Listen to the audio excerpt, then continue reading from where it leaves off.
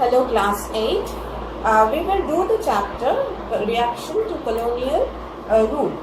This is the 5th chapter from your book and this is for the second unit test. The first portion of it, that is up to Bengal, you have learned it for your first unit test. And the remaining portion of it, that is from Maharashtra, the social reforms in Maharashtra, we will do. And today we will learn about the social reform movement that took place in Maharashtra. Now we know that during the time of the colonial rule, there emerged a new class of people who were referred to as the middle class. They had some distinct features of their own, like they were educated, they were free from all sorts of conservative ideas, and they were the ones who wanted to bring about reform in the society. And due to their efforts, we can say that various reform movements or various reforms took place in the society. Now, these social reform movements or the social reforms that were taking place, the efforts of these people, if we look at it, then we see that in Bengal, the reform movement was taken up by Raja Rammohun Roy, Vidyasagar. Then we have Henry Louis Vivian Dirozio. There were people like that. So if we look at the different parts of India, then we will see that this reform movement was going on. Today we will learn about the reforms that took place in the reform movement of Maharashtra. Now if we look at the reform movement in Maharashtra, we will see that this is the western part of India. Bombay was the main center of religious and social reform movements. Bombay was the main center of this movement, and an organization called Paramhamsa Mandali was the first organization that started social reform movement in the year 1840. So this was the first organization that started social reform movement in western part of India, and they mainly protested against the caste system prevalent in the society and against the deity worship, that is the worship of idols in the society. Then we find that the Gopal Hari Deshmukh, who is also known as the Lokhitabadi, he is called the father of reform movement in Western India, and he was the one who took up the initiative of reform movement in Western India. He has been termed, or he is referred to as Lokhitabadi.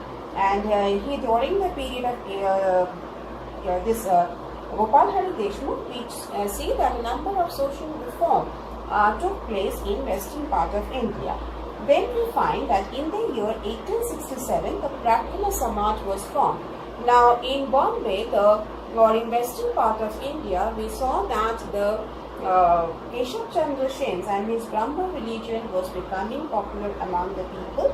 And we find that in the year 1867, the Prakana Samaj was founded by Dr. Atmaram Pandurang. He was the main founder of the Prakana Samaj, but along with him, Govinda Ranade was the one, and Ramakrishna Gopal Bhandarkar. These two people were there who made this Samaj, or who made the work of the Prakana Samaj much more important, or it made the organization more stronger. And we find that the Prakana Samaj spoke against the caste system. It was against the various prevalent social evils that was there in the society. One is caste system, then child marriages was there, and so Prakana Samaj was mainly protesting against it. So what we find that Paramhamsa Mandali was the first organization that started social reform in Western India in the year 1840. Gopal Hari Deshmukh is known as the father of social reform in Western India, who is also called Lokhitabadi. And in 1867, an important organization, that is Prakana Samaj, was founded by Dr. Atmaram Pandurang. When Govinda Ranade joined this Samaj, then it became more strong, or its activities of the Samaj became much more stronger. Now, if you look at Mahadev Govinda Ranade, then he had formed the Widow Marriage Association. So it was Ranade who had formed the Widow Marriage Association. and he founded this association in the year 1861. So, before joining the Prarthana Samaj, Mahadev Govinda Ranade, he had formed the Widow Marriage Association in 1861. Then he found the Pune Sarvajanin Sabha in 1870. He also formed the Deccan Education Society in the year 1884 for the advancement of education. So he was taking active part in the reform movements that was taking place in western part of India. In 1861 he formed the Widow Marriage Association. In 1884 he formed the Deccan Education Society. In 1870 he formed the Pune Sarvajanin Sabha, and this Pune the Deccan Education Society, it wanted to educate the new generation of Indians, and so for the advancement of education in western part of India, this association was formed by Govinda Ranade. And we find that he was assisted by R.G. Bhandarkar or Ramakrishna Gopal Bhandarkar. Together, both of them had worked for the reforms in western part of India. And we find that other than these people, there were many other writers, many other people who had taken an active part in the social reform movements that were taking place in the western part of India. Among them, we can name some writers like G.N. Madgakar, Baba Padmaji, Krishna Shastri, Chipankar. All these people were there who were taking an initiative to reform the existing social structure, social and religious structure prevalent in the western part of India. So today we have learned about we are learning actually about the social reforms in western part of India. Now if we have read about that, mainly the organizations that came up in the western part of India, now we will learn about the Parsis of Maharashtra. The Parsis, they were also participating in the reform movement. Now the Parsis of Maharashtra, they were English educated youths, and they were also having a different kind of ideology, a different kind of approach to the social practices that were there, and they formed various reform associations like the Reform Association in 1851, whose main object was to maintain the purity of the religion that was propagated by Zoroaster. That is, the Parsis, they follow a religion that was preached by Zoroaster, and they wanted, this Reform Association was formed in 1851, which wanted to preserve the purity of the religion that was preached by Zoroaster. Again, we find that K.R. Kama, he explained the advisors of the this religion, the Parsi reformers, they expressed their views about women education, the Parda system, and the age of marrying. Means they were also, not only they were thinking about the preservation or the purity of their religion, but at the same time they also spoke about the age of marriage, then against the Parda system, or about women education.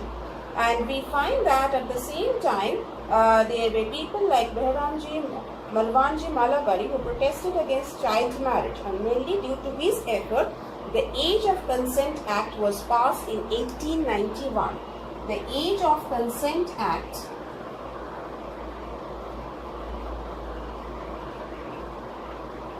was passed in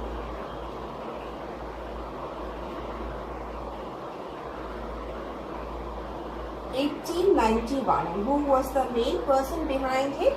His name was Behramji Malvanji Malabari. He took an initiative, and due to his effort, this act was passed by the British government in the year 1891.